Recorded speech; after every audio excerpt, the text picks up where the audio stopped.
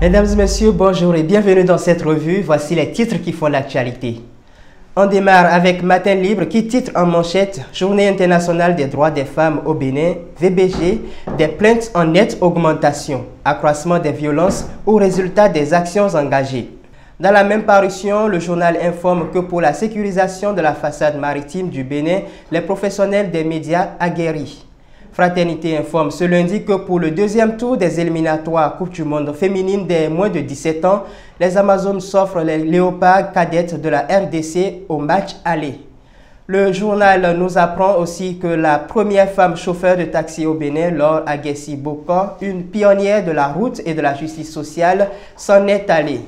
Le quotidien Le Meilleur à présent nous informe qu'à l'Assemblée nationale, les députés votent la loi portant création de l'agence judiciaire de l'État et autorise la ratification du traité de Marrakech sur les aveugles.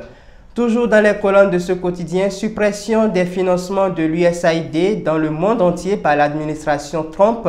Quel avenir pour les secteurs santé, éducation, agriculture, énergie au Bénin?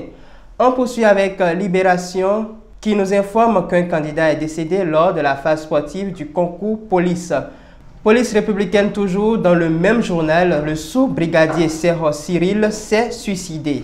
Le matin à présent, prévision saisonnière de la grande saison des pluies au sud du Bénin. Météo Bénin tire la sonnette d'alarme. Le journal informe également que pour la 28e rentrée solennelle à l'école inter-État des sciences et médecine vétérinaires de Dakar, les anciens directeurs généraux ont été distingués. Le professeur François Abiola a été honoré. Dans sa parution de ce lundi, La Nation nous informe que pour trafic de noix d'anacarde à Tchaourou, des agents de la police et de la douane en garde à vue. Le journal informe à sa page 7 que le Centre de coordination des opérations maritimes est un pilier pour la sécurité au Bénin. On enchaîne avec l'informateur qui s'interroge sur le dossier d'Aïvor. La vérité à partir de demain. Justice toujours dans la même parution de ce journal pour une affaire de vol de bœuf. Un chef de village devant le juge demain.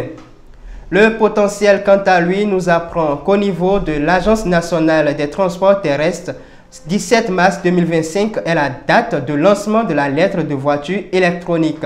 À la page 3 du même journal, on peut lire « Sortie frauduleuse de produits tropicaux avec la complicité des agents en uniforme à Tchaourou, le chef poste douane de Kaswala, Arnaud Sapoliba, arrêté ». Pour finir, Jack Bata s'interroge sur la candidature de la mouvance à la présidentielle 2026, qui pour assurer la continuité de la dynamique talent.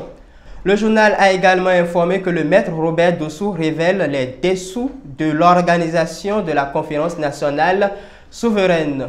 Mesdames et messieurs, c'est tout pour cette revue des titres. Merci de nous avoir suivis. Retrouvez en direct la grande édition du journal sur www.htdtv.bj tous les jours à 13h, 16h, 20h, 23h, à 3h du matin et à 7h du matin. Vous pouvez également la voir en publication sur notre site htdtv.bj ou sur tous nos canaux digitaux. Très belle semaine à vous.